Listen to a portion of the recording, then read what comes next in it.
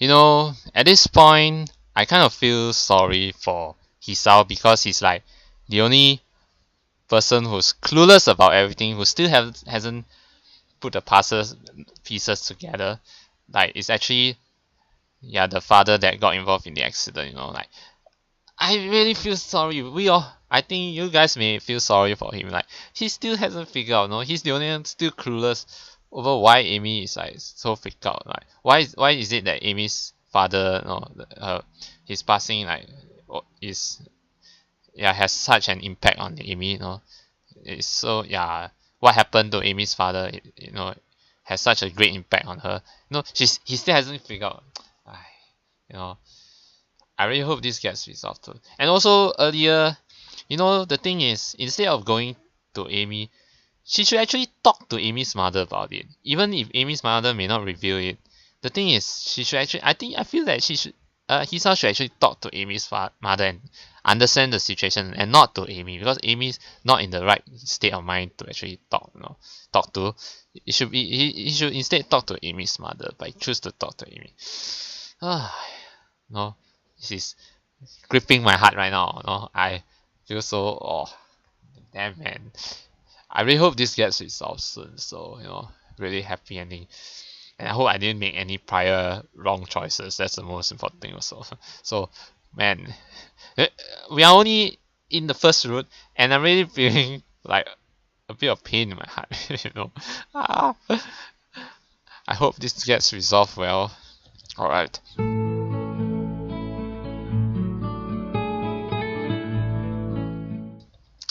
The morning alarm sounds and I roll over, switching it off. My eyes open blurrily to stare at the ceiling. What am I going to do? Do I get out of bed, go down to the track, and pretend that nothing happened? Will Amy even show up?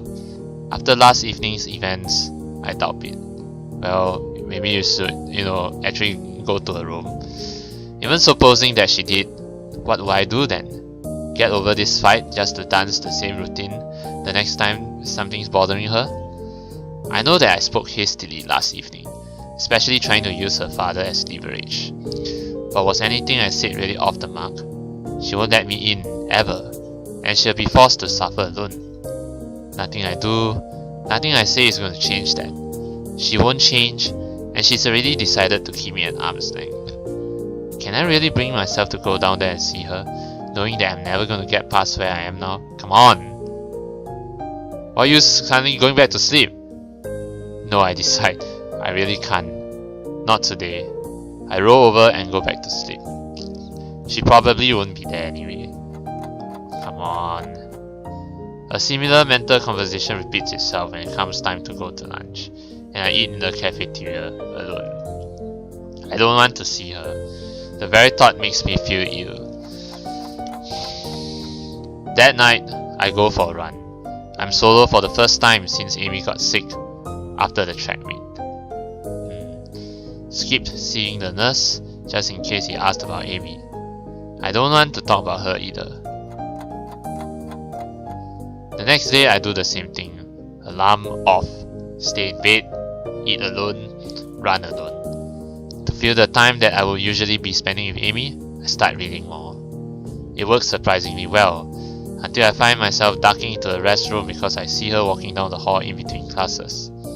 If she noticed me, she didn't show it, even though I don't suppose she ever shows anything. Certainly not to the girls from her class I see talking cheerfully to her, or to her fellow track members. Especially not to me. Alarm off, stay in bed. Moto and I have a lengthy talk about the possibility that string theory is plausible. I don't buy it myself. I don't give a damn about all this science thing right now. More than 4 dimensions I can buy, but a bunch of vibrating strings at the subatomic level, that's asking a bit much. Looks like I'm not the only one to think that way too. Apparently it's not really as strong a theory as it once was. I don't care. Muto says that's just because nobody has found the right way of looking at the data yet. Eat alone. The rooftop is deserted today. I briefly wonder where Amy and Rin are, but shrug off the question. The important thing is that they aren't here, so I won't have to talk to them. Since I have nobody to talk to, I bring a book with me to read. The weather's nicer, it's getting a little hot. Hopefully it will be cooler in the evening. A cool breeze seems to back up my theory.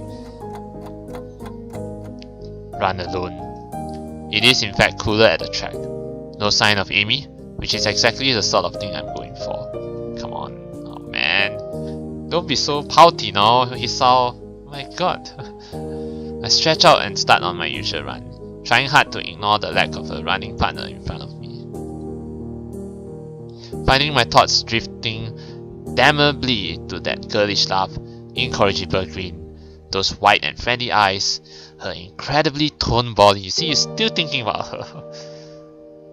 I increase the pace to clear my head, chew up the distance between me and the turns, find the speed that makes me think only of my legs and how much they burn.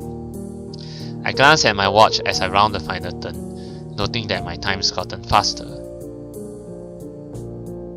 My heart seems a little squirrely tonight, so I give myself a few extra cooldown laps just to be safe. No reason to bring this to the nurse's attention. I'll be fine. A rather Amy-ish thought to have, I'll admit. I have to hope that eventually I'll stop thinking about her so much. No, come on. No! I finish another book before going to bed that night. I'll have to stop by the library tomorrow. This is so depressing. Man, I don't know why I keep the early alarm on anymore, but it wakes me up the next morning just the same. I still turn it off and go back to sleep. That afternoon, as I get ready to head to the cafeteria for another solo lunch, I've got a new book about a couple of con men in ancient Persia that I'm pretty excited about reading. I'm suddenly cornered by Misha and... I guess just Misha. Of the Yilun Hichan? We've noticed, you know? We? Shija and I noticed that you've been spending more time alone. She wanted me to find out why, so I told her I would ask you. I'm surprised she didn't ask me herself. She would have, but she wanted to get a head start on some paperwork. There's a lot of it since we're coming on the end of the term, you know. Why the sudden interest in my well-being anyway? Shija said it is the duty of the student council to keep track of the emotional health of its students, to allow a constituent to spiral into depression and check to be an unforgivable failure in the council's duties. Well, that's easy then. I'm not depressed. Now you're acting like Amy. But you're eating alone, and nobody's seen you and Amy together at all. Something happened, didn't it, Ichan? Misha's voice takes on a slightly sterner tone, though somehow she keeps the familiar lilt at the end of her sentences. I purse my lips, uncertain about how to respond. You have to give in and let Misha know. Now this one is but let me just save just in case, but I think this one is a pretty obvious choice. You seriously have to give in and let Misha know, man. Don't keep it to yourself, no. You're only going to further the distance between you and Amy. That's the last thing I want to happen. And the last thing I want you to do, freaking Hisao. Come on, give in and let Misha know. Go. Well, I suppose someone else knowing about my problem can't hurt. Heck, maybe Misha can even offer some advice. We had her fight at her house. I keep trying to get close to her, and she won't let me get close, and I said something stupid, and she threw me out. Have you talked to her since then? Misha looks genuinely concerned. I'm surprised, as I had almost expected her to drop the subject after finding out what the trouble was. What? You think she will really drop the subject? I mean, she's a friend, no? Friends don't do that. Even more surprising is how quickly I find myself spilling my guts to her. No, I haven't. I just can't bring myself to face her after that. I made a complete fool of myself, and she probably hates me now anyway, especially since I haven't seen her since then. You're pretty slow, Yi-chan. This doesn't sound like advice. Huh? Misha places her hands on her hips and launches into a speech that would sound more plausible coming from his neck. The solution to your problem is simple. You have to go and apologize to her. Leaving things like this will just make things worse. Yeah, precisely, you know. You can't know that she hates you now unless she tells you. Otherwise, there's no evidence that what you fear is true. And if you really care about her, shouldn't you be worried about how she's taking all this? With a sudden start, I realized that she's right. I've kept waking up to an early alarm because part of me wants to meet Amy at the track for our runs. I've kept running because I know that Amy would worry about me if I didn't stay healthy. When I went on the roof yesterday, I was half hoping that she would be up there and felt disappointed when she wasn't. I'm an idiot. Yeah, you should go to a room now. Kinda, Yi-chan. So, don't apologize to her as soon as you can, okay? I opened my mouth to say that I'll do it right away, but the lunch bell rings and I realize that I still have afternoon classes to attend, so after that, no. First thing after class is over, I'll go see her. I promise. And thanks for the advice, I guess. Misha beams at me as if I were a child that had just learned his ABC. See, sometimes something so simple, yeah, but you know, emotions tend to overtake you at times. Even if you know the logic is right there, even if the logic is simple, sometimes emotions will take over. And yeah, you know, that's why, you know, there's this thing about emotions. You know, it's like, no matter how smart you may be, if you are overcome by emotions, nothing helps. You know, yeah. Good. I'll let Chi-chan know that you're okay then. Yeah, you do that. With a wave and completely disregarding the fact that people are starting to trickle back into the classroom as opposed to out of it, Misha departs the classroom. What did she? Okay, she went back to the student council, I guess. Yeah, I suppose she and Shizune have student council business again. Alright, while the afternoon wears on, I find myself impatient for lessons to end. I need to see Amy now. I have to try to set things right. Even if Amy hates me now, I have to at least apologize. I owe her that much. Should I meet her in her room? No, I decide. It would delay things too much. If I know Amy, then I can find her at the track. Still have no idea what I'm going to say when I get there, but I take comfort in knowing that Amy probably wouldn't have a plan for something like this either. Play it by ear, stop being nervous, and just get to the track. Figure the rest out when I get there. Yeah, go with the flow. The track looms again, and another jot of nerves hits me in the gut. I resist the urge to turn and walk away, and instead note with satisfaction that I was right and Amy is still running. I don't make myself immediately known. I find a seat in the bleachers and watch her run instead, thinking back to earlier meetings, flashbacks and all that. After a few trips around the track, Amy notices me and skids to a halt, an expression of surprise that slides easily into one of anger. What are you doing here? Not quite the response I hoped for, but at this point I don't have much of a choice. I wanted to apologize for what I said the other day. The other day? She laughs, a curt exclamation of disbelief. It's been almost a week, Hisao. Yeah, well, better late than never, right? Amy crosses her arms and stares at me coolly, as if sizing me up. Finally, she nods. I suppose you're right. Water under the bridge then. I forgive you. Is that all? Her most impatient question catches me so off guard that she's already halfway down the track before I think to shout after her. No, wait! She doesn't seem to have heard me, or she doesn't want to hear me, and so I give chase, disregarding completely the fact that I'm not dressed for it. My feet hurt, and my shirt collar feels like a noose around my neck, but I still chase after her, because if I don't, I'll lose my chance. Amy hasn't started to really accelerate yet, which is probably the only reason why I'm able to catch up to her, to reach out and tap her on the shoulder, just before my legs give up running in dress shoes and stumble to a stop. Surprisingly, fortunately, all that running seems to have paid off. I'm short of breath, yes, but at least my heart isn't actively trying to force its way out of my ribcage. My touch on her shoulder has stopped Amy, and while there is a flash of concern when she sees me catching my breath, it seems that she has a good idea of what I'm capable of too. The concern is short-lived. What? She seems so irritated by me being still there that I almost lose my nerve. But I've lost my nerve enough. I need to explain myself. Why I can't just let the matter rest. Amy folds her arms and bounces one blade on the ground in an approximation of tapping her foot impatiently.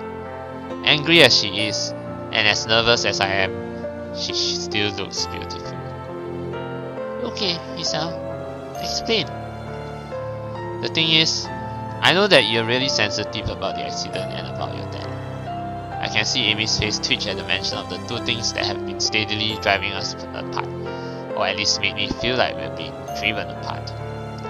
But that's why I want to know about them, I think. Because I see how much they hurt you, and I want to be there to comfort you. Now that's the way, Hisao, that's the way. That's the right thing to say. It makes me miserable, seeing you sleepless and depressed. And don't pretend you aren't, because I know, okay? You know, it really hurts me, you know. I just remember that night when you fell asleep with me and had that nightmare, and that you were happy to have me there when you woke up. I want to be able to be there for you, like that, whenever you need me to be. The stern face cracks slightly. Amy interrupts before I can continue further. Just stop right there. We can't see each other anymore, okay? No. She's rushing now, looking everywhere but at me. I'm surprised she doesn't bolt. She knows I can't catch her. We're not right for one another. That's not true and you know it. No, it's true. You too. I know that I've been pushy about knowing your past. If you can't tell me yet, then at least let me be there even if I don't know the reason. It's okay, I promise.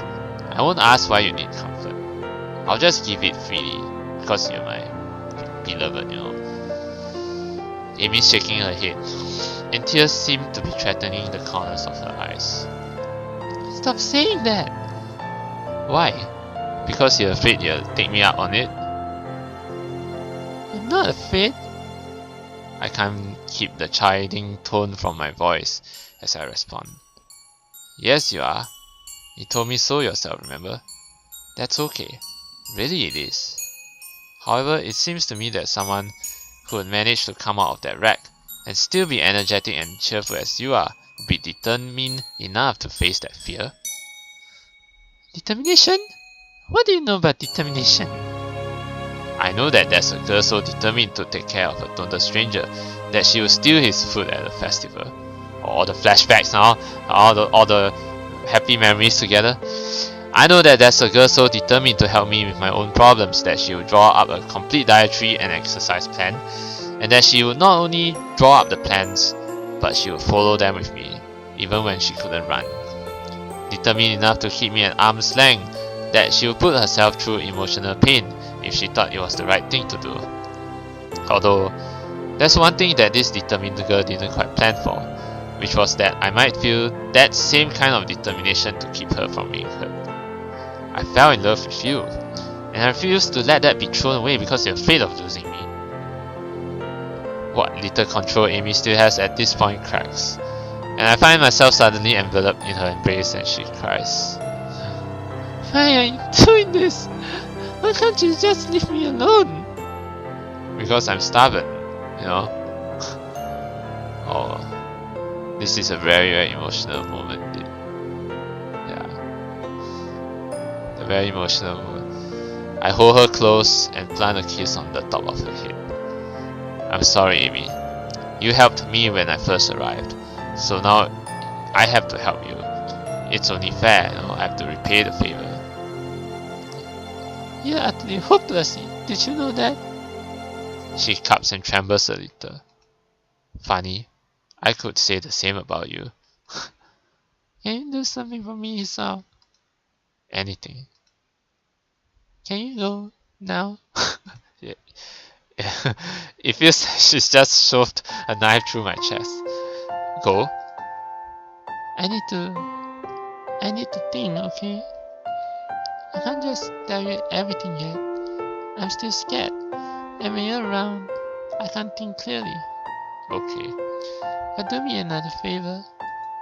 What's that? Show up for our morning run tomorrow. I smile, feeling better than I have all week. Of course, I wouldn't miss it for the world. Amy steps back slowly, almost reluctantly. She sniffles a little and then grins at me, a real smile that lights up the track, overpowering the fading evening light. See you tomorrow, Hisao. Okay. Oh, she darts forward suddenly, planting a soft kiss on my lips, then steps back shyly. Spinning on her back foot, she takes off running again. And I know that our conversation's at an end. My lips tingle with the warmth of that brief kiss and the memories of other, longer kisses. I walk back to my room with a spring in my step. Yes! Tomorrow, when my alarm goes off, I'll get up. Alright. And we're going to the... I think this is the final arc. Act 4 motion. Yes, we had the final arc. I think we're on a good track. Yes. Ah, that was one hell of a scene right there.